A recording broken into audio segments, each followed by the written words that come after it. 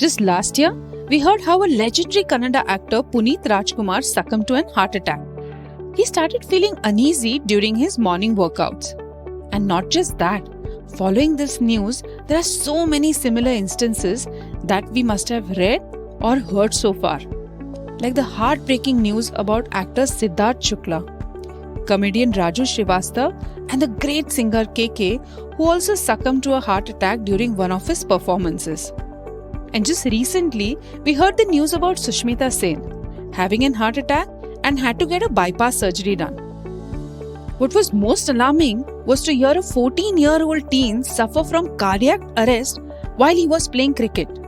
Have you ever wondered why heart attack rates are increasing in the youngsters, especially during the workouts? If you are working out in the gym, you need to listen to this podcast right up to the end. Hi, I'm Avantii Deshpaande, a clinical nutritionist, author, speaker, entrepreneur, and a fit mom. Welcome to my podcast, Eat Smart with Avantii, reconnecting you back to the Indian roots. Amongst all the episodes of heart attacks, many of them have occurred when a person was exercising in the morning. That led to me thinking, what would be the exact connection between these two things? And the answer lies in the body's circadian rhythm, which we had discussed in the previous podcast, Demystifying Intermittent Fasting. Let us look at the causes of increased risk of heart attacks in the morning hours. The body's circadian rhythm, colloquially known as the body's internal clock, is responsible for regulating the timings of feeling of wakefulness and tiredness throughout the day. Towards the early hours of the morning, say around 4 a.m., your body starts preparing to wake up, increasing in the body temperature, reduction in a melatonin synthesis, and increase in the blood pressure and cortisol levels for ensuring mental alertness. Finally, when you wake up, the cortisol levels are at the highest to ensure that you get a kickstart for the alertness. The circadian system releases more of the PAI1 cells in the morning, which prevent the blood clots from breaking down. The more PAI1 cells in the blood, higher is the risk for your blood clot that leads to an heart attack, beginning from 3 a.m. and lasting into the early morning hours. As quoted in Times of India, according to Dr. Vivek Chaturvedi, professor in HOD, Cardiology Department, Amrita Hospital, Faridabad, when you're working out, the basic concept one must follow is to avoid too much too fast. Too many reps, too much weight, or even too much running, too soon escalating it is not good, especially as your age progresses. Especially if you haven't been active since your childhood. A large population in India in their 30s and 40s who weren't really active in their childhood or have led physical activity in between but now find time to work out and want to become fit very fast, one should specially be careful about it. In terms of practical tips, if any exercises make you feel nauseous, dizzy, or even you will collapse, that is a warning sign for you to stop then and there itself. So if you've just begun with your workouts and have not been doing workouts earlier, be sure that you start small. Maybe start with walking, then you can graduate to running, and then you can start from lightweight lifting to maybe then doing into moderate to high intensity workouts. Make sure that you are warming up well before you exercise, especially when you're exercising in the morning hours. But now, don't lay the blame on only your alarm clock. Your lifestyle behavior plays a much bigger role in controlling your health than the time of the day of the workouts. The eating habits play a major role in not just your heart health, but also important for the hormonal and the metabolic health as well. Jayant, age 30, visited my clinic as his yearly blood work showed red flags like high LDL cholesterol, and the ratio of HDL is to LDL was skewed. And not just that, the biomarkers like apolipoprotein, HbA1c, C-reactive protein, and all were showing red flags. On taking the diet recall, the diet appeared to be more inclined towards high carbs, high fat and low on protein and fiber. I changed the pattern for Jayant by including a portion of salad in both the meals, fruit at breakfast and as snacks, protein portion in every meal, good fats in the form of flax seeds, fish, almonds and walnuts, and slightly reducing the carbs. But we made sure that we included complex carbs in the diet in the form of whole wheat, millets and rice. And you'll be surprised to know that we did keep ghee in the diet as well. 3 months later, he was able to get his readings within the range, and to his surprise, he was feeling more energetic and fresh. The diet also helped in losing a lot of extra weight. If I was to deconstruct the strategy that was used for Jayan, it was a combination of several things put together.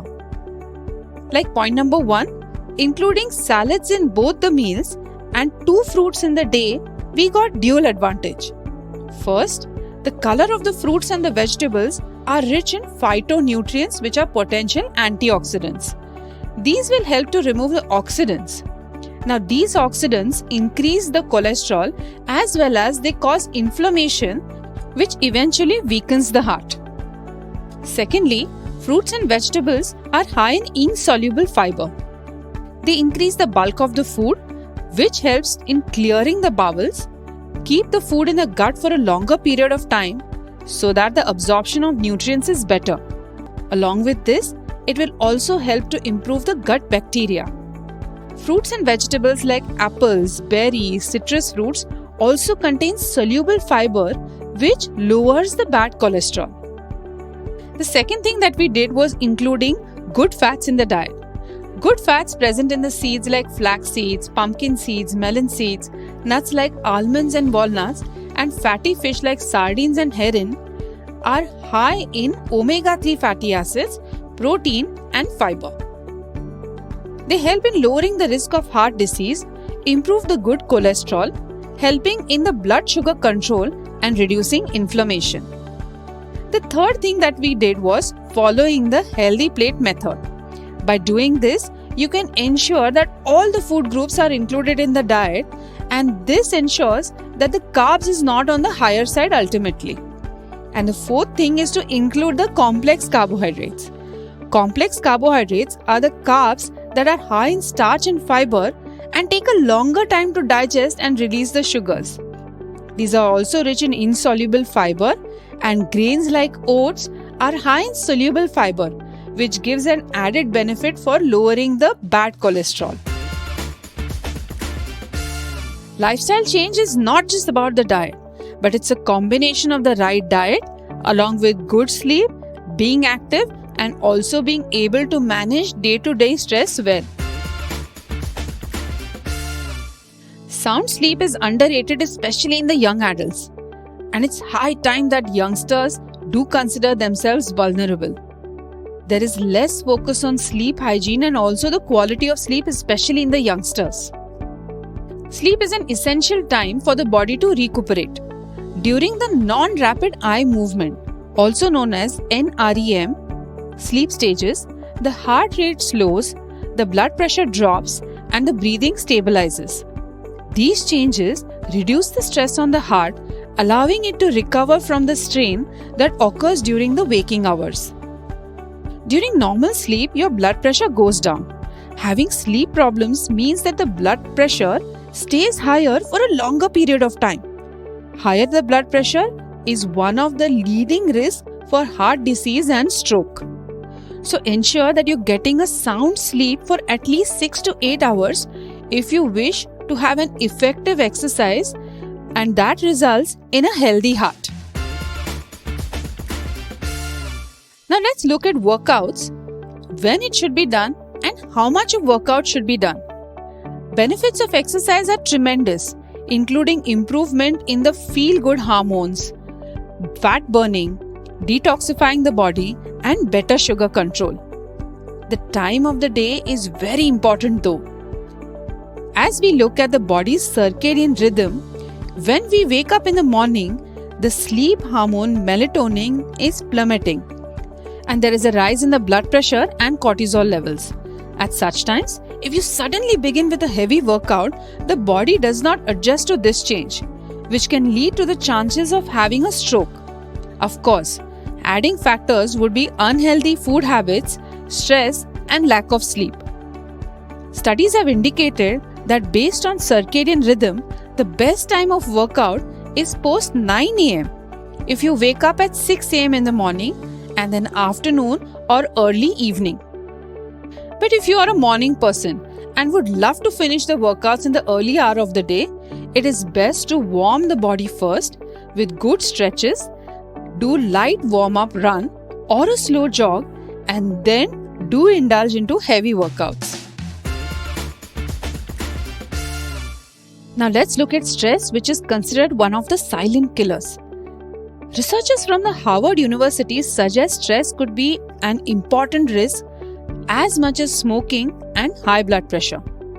When we are stressed, a part of the brain signals the bone marrow to produce more WBC, which in turn causes the arteries to be inflamed and communicating the hypothalamus to be ready to fight or flee.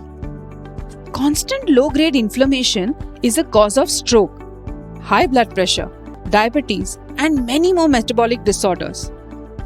Stress is not a problem of only the older generation. Young adults must also face work challenges every day, and to add to that is poor eating choices, sedentary lifestyle, and lack of sleep.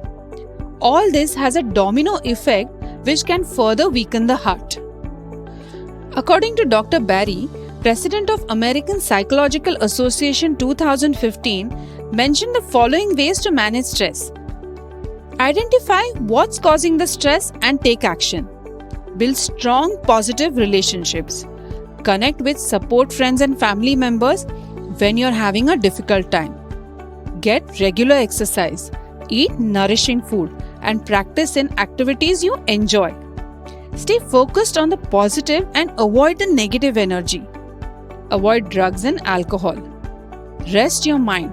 Sleep, do yoga, meditate, and perform relaxation exercises that can help you restore energy.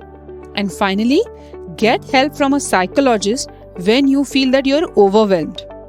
You don't have to fight it out all by yourself. If you feel that you need help from a psychologist, please don't shy away from it. So let's sum up today's podcast. The reason for alarming rates of heart attacks in youngsters is a mix of several factors put together, including not understanding your body's circadian rhythm and getting into intense workout without a proper routine to warm up the body.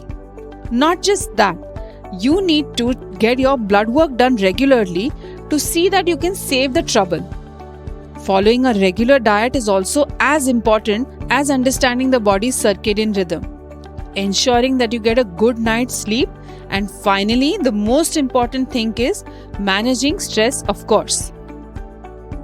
Hope you liked today's podcast. You can follow us on Instagram to get more insights into health and nutrition. And have you subscribed to my YouTube channel yet? Nutritionist Avantii. Do subscribe to the podcast as well. We come up with new episode every week. So until next week, stay safe, stay healthy. See you soon.